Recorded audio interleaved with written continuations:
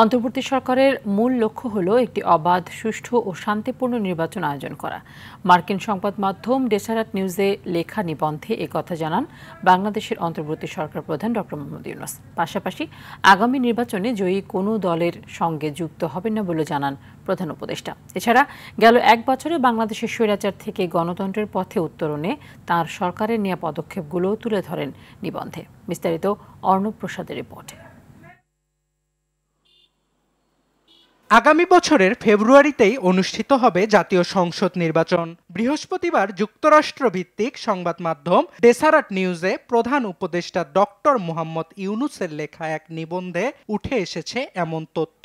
এ নির্বাচনে নাগরিকদের ভোটাধিকার নিশ্চিতে সরকার প্রতিশ্রুতিবদ্ধ বলেও নিবন্ধে উল্লেখ করেন তিনি। ছাত্র জনতার আত্মত্যাগী অন্তর্বর্তী সরকারের দায়িত্ব নিতে অনুপ্রাণিত করেছে বলে সংবাদ মাধ্যম ডেসারাট নিউজকে জানান ডক্টর ইউনূস। নিবন্ধে উঠে আসে ফ্যাসিস্ট আওয়ামী লীগ সরকারের শাসনামলের সীমাহীন দুর্নীতি, লুটপাট ও প্রশাসনের অব্যবস্থাপনার তথ্য। এগুলো থেকে উত্তরণে গণতান্ত্রিক বাংলাদেশ প্রতিষ্ঠার লক্ষ্যে অন্তর্বর্তী সরকারের নেয়া পুনর্গঠনমূলক কার্যক্রমের কথা নিবন্ধে তুলে ধরেন প্রধান উপদেষ্টা। নিবন্ধে উঠে এসেছে বাংলাদেশের বর্তমান পররাষ্ট্রনীতির প্রসঙ্গও। প্রতিবেশী রাষ্ট্র ও বৈশ্বিক অংশীদারদের সঙ্গে সম্পর্ক জোরদারের লক্ষ্যে অন্তর্বর্তী সরকার দেশের পররাষ্ট্রনীতিকে ঢেলে সাজিয়েছে বলে জানান ডক্টর ইউনূস।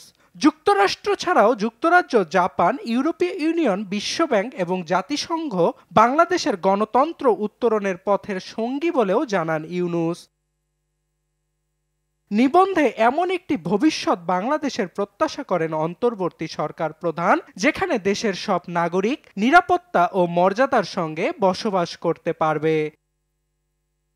অর্ণব প্রসাদ, RTV।